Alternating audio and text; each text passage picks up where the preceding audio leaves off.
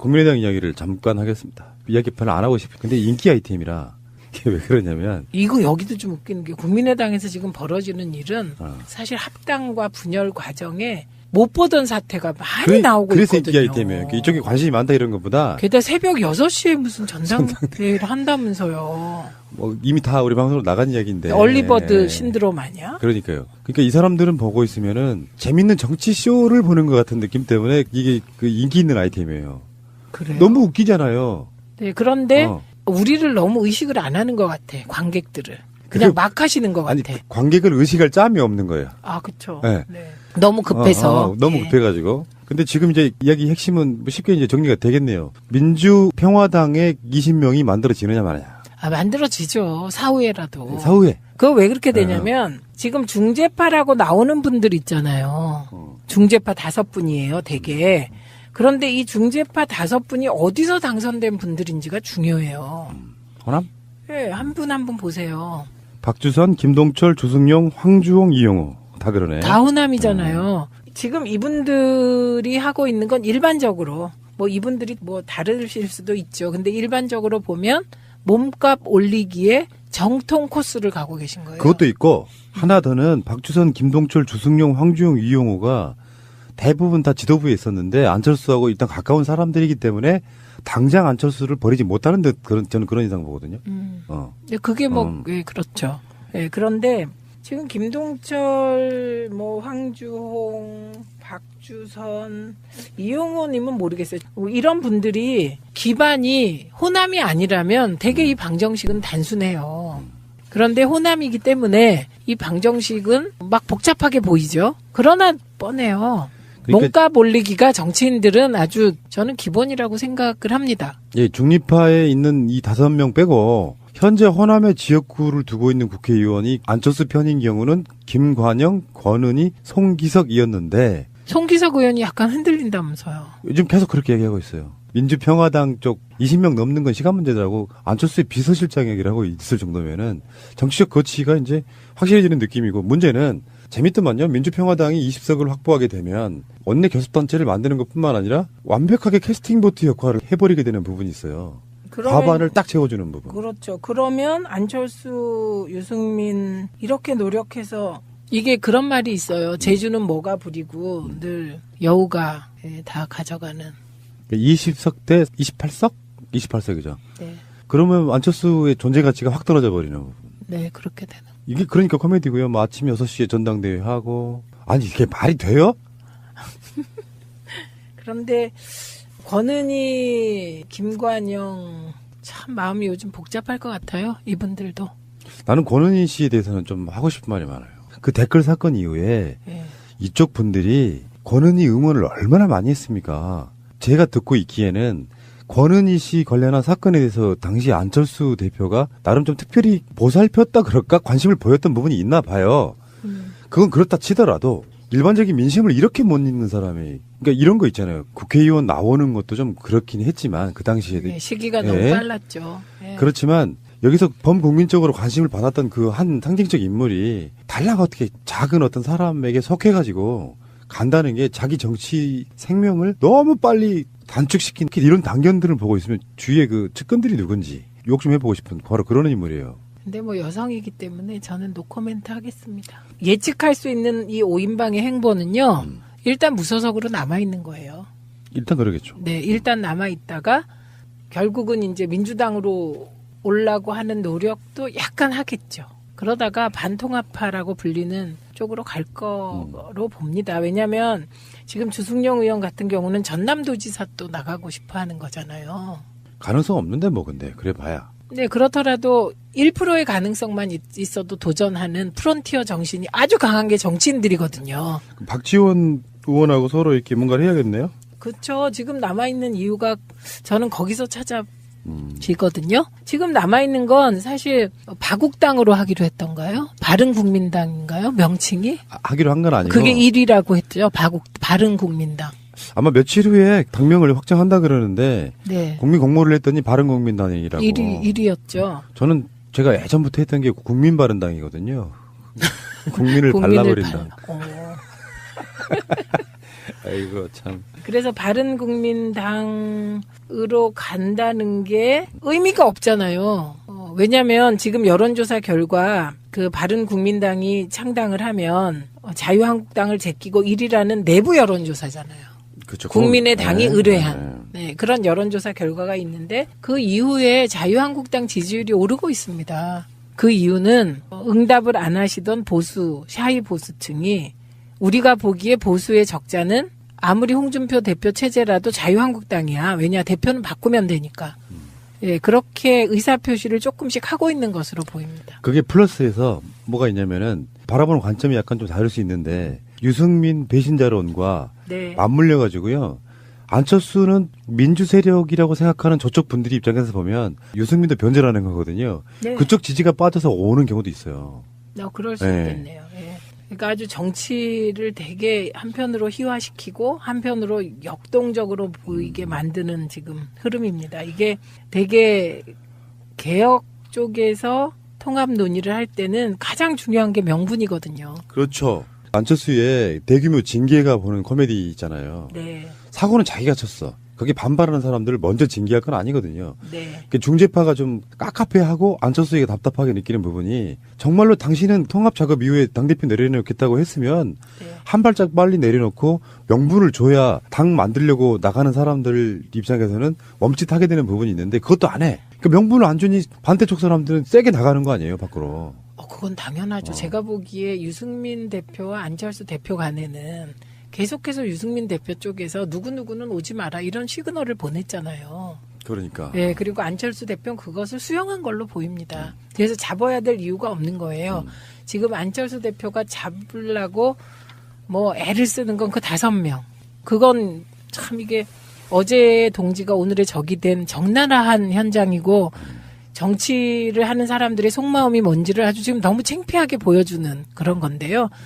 통합개혁신당 쪽이 교섭단체를 못 만들게 하는 게 지금 안철수 대표의 최대 목표가 되어버린 것 같은 느낌입니다. 그러니까 안철수의 착각과 저의 분석을 좀 더해드리면은 안철수는 지금 마이너스의 정치를 하고 있는 거예요. 마이너스의 선. 혜성같이 나타나서 등장했을 때 국민적 지지율이라는 게 있었잖아요. 네. 그거를 까먹다가 새정치민주연합에서 대표를 하면서 또 거기서도 적응을 못해서 당을 뛰쳐나오면서 자기 본인 입장에선 한 40석 총선에서 얻은 게 굉장한 정치적 혁명이라고 착각하는데 사실은 자기 정치적 위상을 100석 이상의 거대 정당에서 40석 밑으로 떨어뜨린 거거든요. 네. 그 다음에 지금 쪼개기를 가고 있어서 근데 본인이 그게 자기가 승부사? 이렇게 착각을 한다면서요. 계속해서 말하는 워딩들을 보면. 정말 이해가 안 가는 마인드예요. 그 많은 국회의원들이 민주당의 국회의원들이 새정치민주연합이라고 국회 의석 달랑 한 명 있었던가요 당시에? 그거 이렇게 받아들이면서 통합이라고 하고 공동대표로 만들어줬을 때 그건 일종의 로또 같은 거였잖아요. 솔직히 말씀드리면. 대선 예, 이후였으니까. 제1야당에 대표를 맡겨주고 한다는 거 그걸 잘 이용하지를 못하고 안에 적응 못해서 결국은 뛰쳐나가가지고 40석 정당 만들고 또 쪼개고 이게 뭡니까 이게. 그리고 유승민 대표도 마찬가지죠. 처음에 35석으로 시작했던가요? 그거 다 줄어서 9석 된 거잖아요, 지금. 그래서 마이너스 곱하기 한 플러스라서 저렇게 하시나? 어쨌든 마이너스 지도력, 마이너스 리더십을 가진 유승민, 안철수 2명이 지금 통합을 한다고 하니까 이게 분열의 통합이 되고 있는 건데 저는 안철수의 40석을 어떻게 보냐면요. 총선 때 국민들이 이렇게 보면 어떤 정치인이 이 큰 역사의 흐름에서 무슨 역할을 하잖아요. 중요한. 반드시 보답합니다. 그 과거의 행동에 대해서. 맞습니다. 그 과거의 행동에 대한 보답이 40석이었다고 생각해요. 그래서 안철수의 그 40석은 그때 안철수는 그 40석의 의미를 정확히 이해하고 진짜 그 40석을 기본으로 다른 정치를 했어야 되는데 호남 구태 정치에 매몰되고 문재인 흔들기 정치에 매몰돼서 뭐 지금 점점 줄고 있는 그런 형국인 것이죠. 안철수 씨의 최대 단점은요. 객관화를 못한다는 거예요. 그 엘리트 왕자.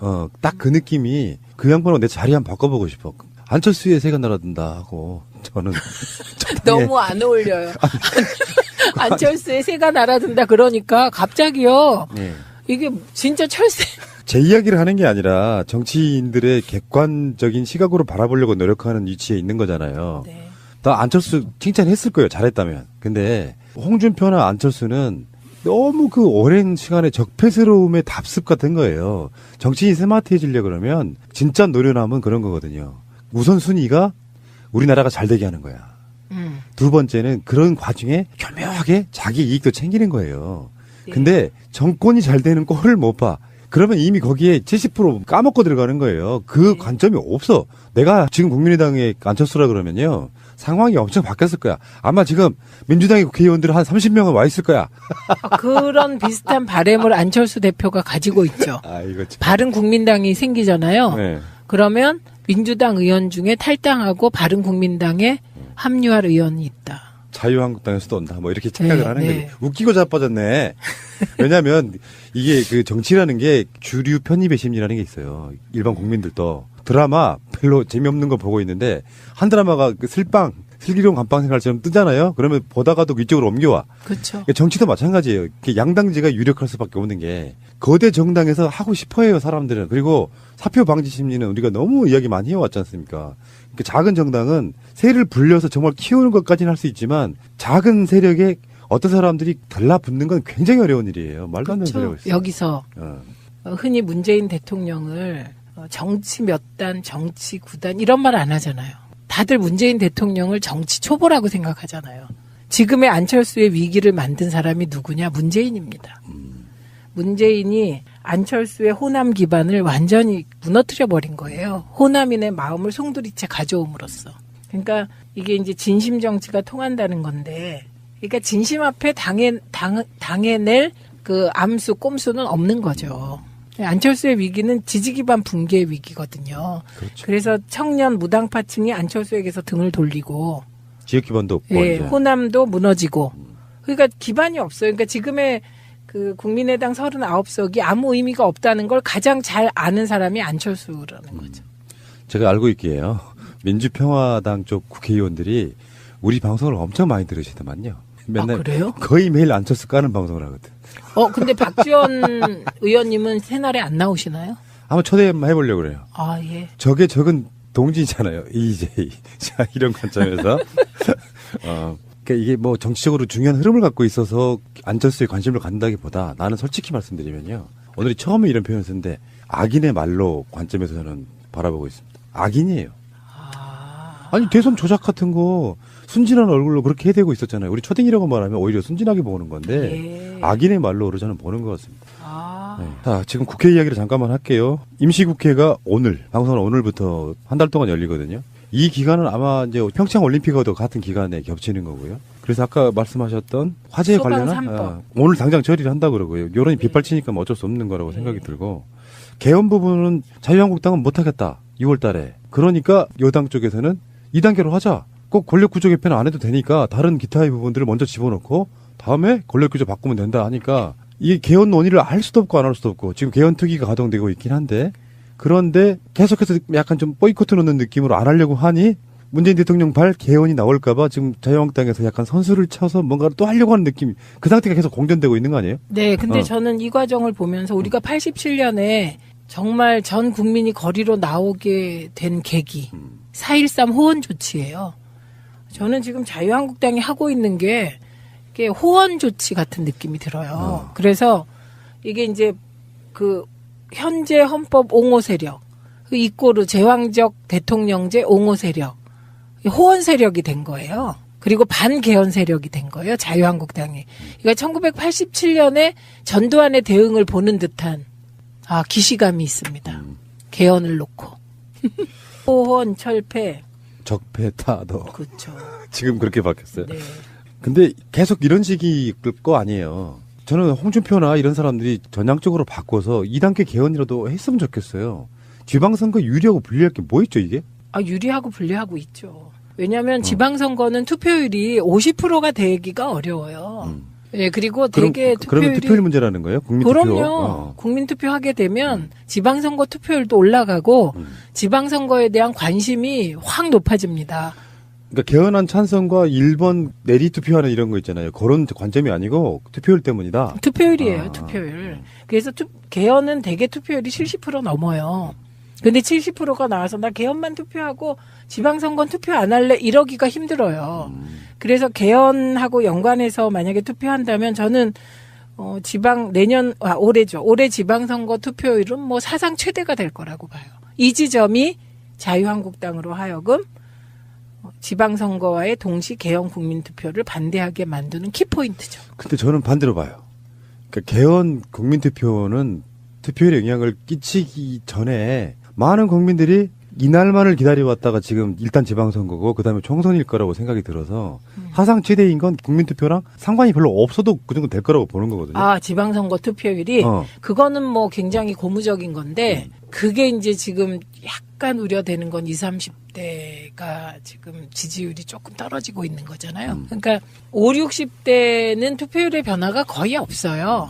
그런데 지금 20, 30대가 조금 동요하고 있기 때문에 그냥 분위기가 문재인 대통령 70% 지지율로 쭉 가면 지방선거 투표율이 한 60% 될 게 지금은 한 50%대로 떨어지지 않았나.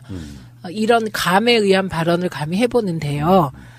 그런데 지금 자유한국당이 내각제 개헌에 합의하면 6.13 지방선거와 동시에 개헌 국민투표 할 수 있다. 뭐 이런 이야기가 있었다는 보도가 나오고 이걸 홍준표 대표가 또 부인하는 그런 일이 벌어지니까 이건 뭔가 자유한국당 내에 개헌에 관한 콘크리트 호언 태도가 조금 균열이 있는 게 아닐까 그런 생각입니다. 근데 홍준표를 좀 잠깐만 이야기해보자면 최근에 거의 당에 있는 사람들을 협박하더만요. 그러니까 지방선거 끝나도 내가 당대표 그만두는 일은 없어.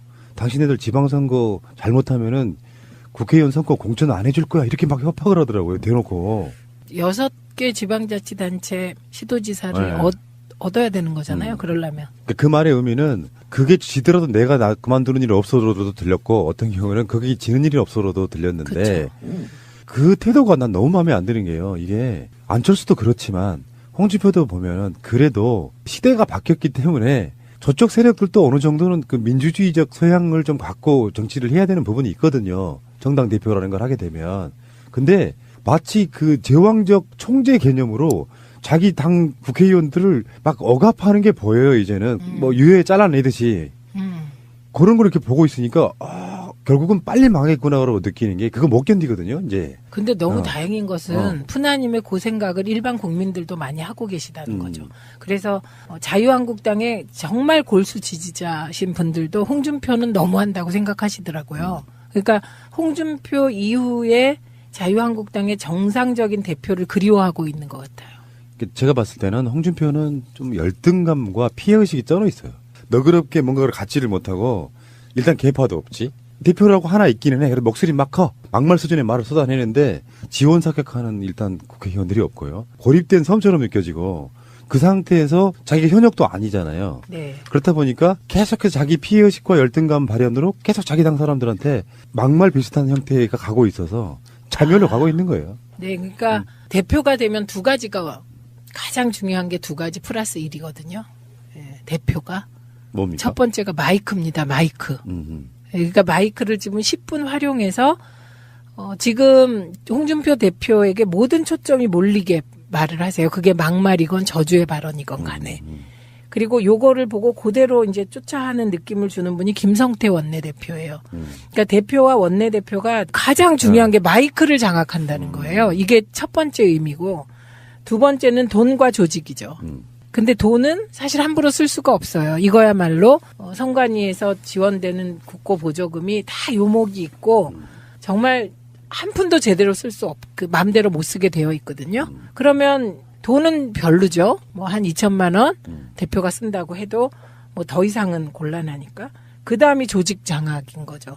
그러니까 이제 인사권을 가지고 친박을 괴멸시키겠다 뭐 이런 거 아닙니까? 그래서 제가 보기에는 친박도 많이 홍준표 대표 쪽으로 줄을 선 분들이 있는 것 같더라고요. 그래서 이렇게 되는 건데 핵심이 마이크예요. 그래서 지금 보면 자유한국당에 기억나는 사람이 전 딱 3명인데 홍준표, 김성태, 장제원. 그러네. 마이크. 3명만 하고 있네. 예, 마이크.